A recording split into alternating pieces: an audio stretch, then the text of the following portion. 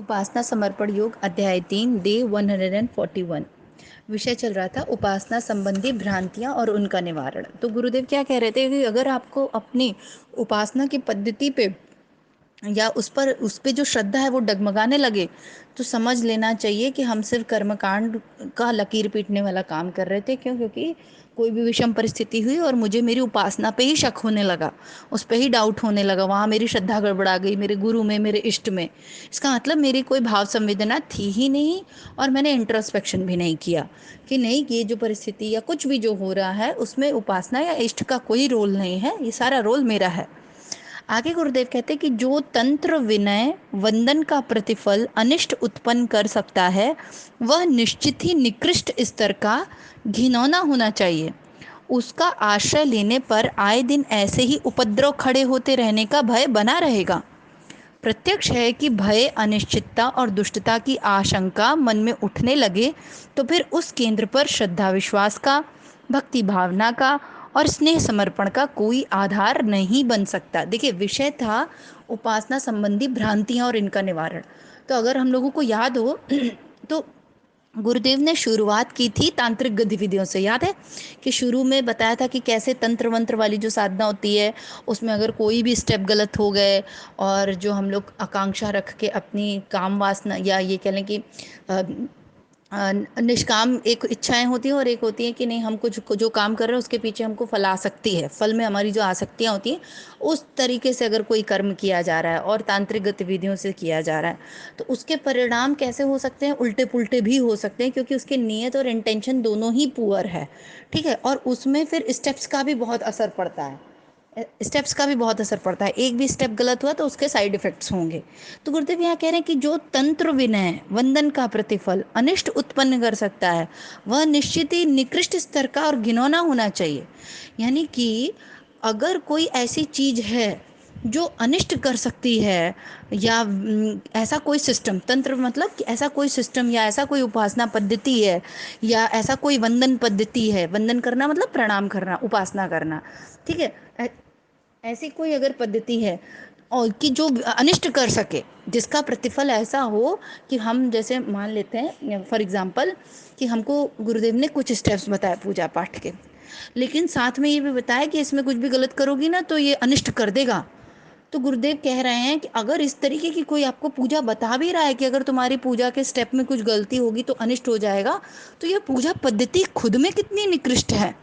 समझ रहे हो? वो निश्चित ही निकृष्ट स्तर का घिनौना होना चाहिए। वो पद्धति स्वयं में ही घिनौनी और निकृष्ट है, जिसको हम लोग तांत्रिक पद्धति भी कह सकते हैं। तो ऐसी पद्धति अगर कोई बोल भी रहा है आपको कि देखो ये पूजा ऐसे ऐसे करना, लेकिन अगर तुमने एक भी गड़बड़ की ना तो ये बहुत गलत हो जाएगा, तुम्हें श्राप मिलेगा, फिर ये होगा, फिर वो होगा, तो समझ जाना कि ये पद्धति कितनी घिनौनी है कि हम अगर कोई भी गलती कर देंगे। यार, हम लोग मनुष्य हैं। गीता में मैं एक बहुत अच्छी चीज पढ़ रही थी कि हम लोग कोई भी पूजा करने से पहले, कोई भी मंत्र जपने से पहले ओम लगाते हैं ना शुरुआत में। उसका क्या अर्थ होता है? उसका ये अर्थ होता है कि कृष्ण कह रहे हैं अर्जुन से कि तुमको शास्त्रीय विधि के अनुसार पूजा पाठ करना चाहिए। समझिएगा, कृष्ण कह रहे हैं कि तुमको शास्त्रीय विधि का पालन करना चाहिए, गुरु जैसे बता रहे हैं वैसे पूरा पूरा स्टेप्स फॉलो करना चाहिए। लेकिन हो सकता है कि वो स्टेप्स फॉलो करने में या गुरु ने जो बताया उसको सुनने में, हो सकता है सब अलग अलग सुनते हैं, अलग अलग ग्रंथों को समझते हैं, तो हो सकता है मैं कुछ डिफरेंट समझ लूँ, आप कुछ डिफरेंट समझ लें, और उस डिफरेंट अंडरस्टैंडिंग के साथ हम डिफरेंट डिफरेंट स्टेप्स फॉलो करें या जो शास्त्र में लिखा गया है उन विधियों को अलग अलग तरीके से निभाएं। तो हो सकता है फिर उसमें कुछ ऊपर नीचे हो जाए, कुछ गड़बड़ हो जाए, कुछ सही हो जाए, कुछ हमारे मन से अपने से हम कर दें। तो उसके लिए ओम पहले लगा देते हैं कि ओम, ओम मतलब कि ये सारी चीजें हम ओम तत्सत ऐसा बोलते हैं ना, ओम तत्सत, ये सब कुछ जो मैं करने जा रही हूँ ये सब कुछ पहले आप पर समर्पित करके करने जा रही हूँ। पूरा मैंने सरेंडर कर दिया है। I don't know anything, although I have read anything everything. मैंने सब पढ़ लिए शास्त्र पुराण, मैंने गुरु की भी वाणी सुन ली, गुरुदेव ने मुझे सारे स्टेप्स भी बता दिए, लेकिन उसके बावजूद मैं अब जो करने जा रही हूँ, हो सकता है मुझसे कुछ त्रुटि अगर हो भी जाए तो वह सब आपके चरणों में समर्पित।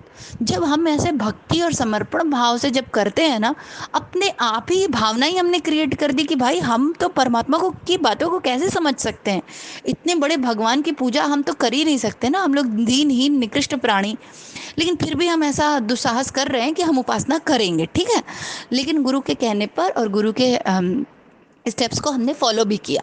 हो सकता है कि कुछ ऊपर नीचे हो जाए, तो हमने उसके लिए पहले ही समर्पण कर दिया। पर गुरुदेव कह रहे कि कोई ऐसी पद्धति आपको बता रहा है कि नहीं, अगर गलत किया ना तो बहुत तुम्हारा बुरा हो जाएगा।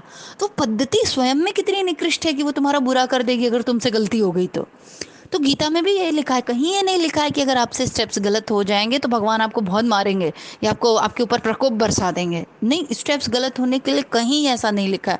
उल्टा तो ये है कि अगर हम भाव संवेदना के साथ, पूर्ण समर्पण के साथ जो भी करें, सबरी के जूठे बेर रामचंद्र जी ने खाए, तो भाव संवेदना के साथ तो आप जो करेंगे वो सब सही है। आगे गुरुदेव कहते हैं कि प्रत्यक्ष है कि भय, अनिश्चितता और दुष्टता की आशंका मन में उठने लगे तो फिर उस केंद्र पर श्रद्धा विश्वास का, भक्ति भावना का और स्नेह समर्पण का कोई आधार नहीं बन जाता। अब सही बात है, अब ऐसे इमेजिन करिए कि कोई आपके सर पे गन रखकर पूजा करवाए, चलो पूजा करो, अब स्टेप नंबर 2, स्टेप नंबर 1, तो वो भय में आप पूजा करोगे या श्रद्धा विश्वास में पूजा करोगे? इसमें श्रद्धा विश्वास कैसे डेवलप होगा? कभी नहीं आएगा। आपको कभी प्रेम हो पाएगा किसी से? कभी नहीं हो पाएगा आपको परमात्मा से प्रेम। क्यों? क्योंकि हम पूजा तो डर के वशीभूत होके कर रहे हैं ना। हम तो उपासना इसलिए कर रहे हैं क्योंकि अगर मैंने ऐसा नहीं किया तो भगवान नाराज हो जाएंगे। कंसेप्ट दिमाग में ये है कि अगर उपासना नहीं की तो परमात्मा नाराज हो जाएंगे, या पद्धति गलत हो गई तो परमात्मा नाराज हो जाएंगे। तो गुरुदेव कह रहे हैं कि ऐसे में ऐसी अनिश्चितता, दुष्टता की आकांक्षा अगर हम मन में लेकर चलेंगे कि अरे भगवान पता नहीं क्या हो जाए, पता नहीं कौन से दुष्ट चीज़ें हमारे जीवन में घटित हो जाएं, तो उस हृदय में जो इसमें इतनी आशंकाएं, इतना सस्पिशंस भरा हुआ है, वहाँ श्रद्धा विश्वास कैसे रहेगा, भक्ति भावनाएं कैसे रहेंगी? क्योंकि जहाँ श्रद्धा विश्वास रहेगा वहाँ आशंका नहीं रहेगी, वहाँ पे ऐसे अनसर्टेनिटी नहीं रहेगी, वहाँ तो विश्वास रहेगा पूरा, वहाँ भक्ति रहेगी, वहाँ स्नेह रहेगा, वहाँ समर्पण रहेगा। पर ये कहाँ रहेगा? जिस हृदय में प्रेम रहेगा, जिसमें कॉन्फिडेंस रहेगा कि ये मेरे इष्ट हैं। अब जहाँ तो डर के मारे हम कर रहे हैं कि अरे कुछ अनिष्ट ना हो जाए और कहीं कुछ बुरा परिणाम ना हो जाए, तो वहाँ थोड़ी प्रेम रहेगा। तो गुरुदेव यहाँ यही कह रहे हैं कि यदि आस्था सुदृढ़ न हुई तो फिर कोई श्रेष्ठ से श्रेष्ठ कर्म कांडों वाली उपासना भी किसी के लिए किसी भी परिमाण में फलप्रद नहीं हो सकती। गुरुदेव कह रहे हैं कि अगर हृदय में श्रद्धा और विश्वास नहीं है तो ऊंचे से ऊंचे आपको स्टेप्स बता दिए जाएं, कैसे भी उपासना की कर्मकांड की श्रेष्ठ से श्रेष्ठ पद्धतियां भी अगर आपको बता दी जाएं, पर अगर वो डर के वशीभूत होकर या अनसर्टेनिटी के चलते करी जा रही हैं, उसमें श्रद्धा विश्वास नहीं है, तो वो किसी काम का नहीं है। उसमें लगाया हुआ श्रम निष्फल ही नहीं जाएगा, वरन असफलता जन्य आक्रोश के कारण नास्तिकता में परिणत होता चला जाएगा। अब सोचिए, ऐसी उपासना पद्धति जो हमको ये सब भय क्रिएट करे, सोचो कि जो ऐसा बताएं कि तुम ऐसे नहीं करोगे तो ऐसा हो जाएगा, जो हृदय में इतना आशंका, भय ये क्रिएट करेगा, तो निश्चित ही अगर उसमें आप एफर्ट डालेंगे भी तो आपको असफलता ही हाथ लगेगी। और जब असफलता हाथ लगेगी तो क्या होगा? आक्रोश आएगा, और आक्रोश से क्या परिणाम निकलेगा? हम लोग नास्तिक टर्न हो जाएंगे, विश्वास तो रहा ही नहीं ना परमात्मा पे। अब जब उपासना करेंगे और असफलता प्राप्त हुई तो हो जाएगा अरे यार भगवान कुछ नहीं होते, उपासना कुछ नहीं होती, सब गड़बड़ है, कुछ नहीं होता ऐसा। क्यों? क्योंकि हमने किया ही डर के मारे था, बताया ही आशंका और ये सब अनिश्चितता काम ही, मतलब शुरुआत ऐसे समझिए नींव ही गड़बड़ थी। नींव शुरू होनी चाहिए थी श्रद्धा विश्वास और प्रेम से, तो नींव शुरू हुई अनसर्टेनिटी से और आशंकाओं से और डर से, ठीक है। तो जो काम की बेस ही गड़बड़ है तो उसका आउटपुट कैसे सही आएगा? और जब आउटपुट पूरा नहीं आएगा तो हम क्या हो जाएंगे? नास्तिक। अरे ये सब चीज़ें बेकार होती हैं, फर्जी होती हैं, ये कोई उपासना काम नहीं आती, और ये पूजा वूजा से कोई फ़र्क नहीं पड़ता, ऐसे बोलते हैं ना कई लोग, बोलते हुए आपको नज़र आएंगे ऐसा भी बोलते हुए। उसका कारण ये है क्योंकि हमने जिस बेस से पूजा पाठ शुरू किया था वो बेस ही गलत था। श्रद्धा विश्वास समर्पण से जब शुरू किया होता तब तो पता चलता कि माँ करुणामयी है, दयामयी है, प्रेम स्वरूपा है। ऐसे लोग से तो वे लोग कहीं अच्छे हैं जो उपासना करते ही नहीं है। हाँ, गुरुदेव भी देखिए बोल रहे हैं, कम्युनिस्ट लोगों को बड़ा अप्रिशिएट करते थे गुरुदेव, कहते थे कम से कम उनका क्लियर तो है कि they don't believe in God, there is no God. ठीक है, अपन लोगों का तो कैसा है कि गॉड है भी, लेकिन हम विश्वास नहीं करते, जैसे ही थोड़ी परिस्थिति डगमगाती उन पे 4 आरोप लगा देते हैं, दोषारोपण उन्हीं पे करने लगते हैं, परमात्मा पे ही सारा ठीकरा थोप देते हैं, उनकी पद्धतियों पे ही और उनके ऊपर ही सारा। तो उससे बेटर तो ये है कि हम पूरा ही छोड़ के रख के, सही बता रहे वो कहते हैं ना, बुद्धिमान मूर्ख दोस्त से बुद्धिमान दुश्मन भला, ये होता है ना। तो ये मूर्खता भरे काम करने से तो अच्छा है कि हम पहले ये कर लें कि नहीं भाई, भगवान भगवान नहीं होते, हम नास्तिक हैं पूर्ण रूप से, तो कम से कम हम ये फर्जी धारणाएं तो नहीं समाज में फैलाएंगे और स्वयं को भी नहीं मूर्ख बनाएंगे। स्वयं भी कम से कम क्लियर तो है कि नहीं हम नहीं मानते परमात्मा में। अभी तो क्या हो रहा है, हम परमात्मा में मानते भी हैं और अगर थोड़ी बहुत भी गलती हुई तो हमारी श्रद्धा टूट भी जाती है फट से। अभी अभी कल तक हम मान रहे थे और जैसे ही कुछ गड़बड़ हुआ तो फिर अब हम आज से हम नहीं मानते। ये क्या कर रहे हो यार, कभी मान रहे हो कभी नहीं मान रहे हो, ये स्वयं को ही तो उल्लू बना रहे, स्वयं के साथ ही स्वयं की श्रद्धा के साथ खेल रहे हैं। और फिर वही बात है, फिर ऐसे ही व्यक्ति नास्तिक टर्न हो जाते हैं एकदम से। उन्हें कम से कम असंतोष, आक्रोश एवं नास्तिकता के गर्त में जा गिरने का अनर्थ तो नहीं अपनाना पड़ता। हाँ, उन लोगों के बारे में गुरुदेव बोल रहे हैं कि जो पूर्ण रूप से नास्तिक होते हैं और या जो इन सब चीज़ों में नहीं रहते, तो कम से कम वो इन सारे डिप्रेशन में तो नहीं जाएंगे, आक्रोश तो नहीं करेंगे कि अरे भगवान जी आपने ऐसा कर दिया, आपकी वजह से ऐसा हो गया। नास्तिक तो नहीं टर्न हो जाएंगे, क्यों? क्योंकि उनको पता है भगवान भगवान कुछ नहीं होता। तो जब वो कह ही रहे हैं भगवान नहीं होता, तो भगवान को गाली भी क्यों देंगे? अब हम लोग का क्या प्रॉब्लम है कि हम कह भी रहे हैं होता है, हम उपासना भी कर रहे हैं और उसके बाद हमारी श्रद्धा भी नहीं है। जैसे ही कुछ गड़बड़ हुआ तो हमने उनको ही उल्टा भला बुरा कहना शुरू कर दिया। तो इस प्रकार वे नफ़ा भले ही न कमाएं, अकारण घाटा होने का भी संकट नहीं सहते हैं। तो देखिए गुरुदेव ने आज के उसमें क्या बताया, आज के इसमें ये बताया कि क्लियर रखो अपने थॉट्स को।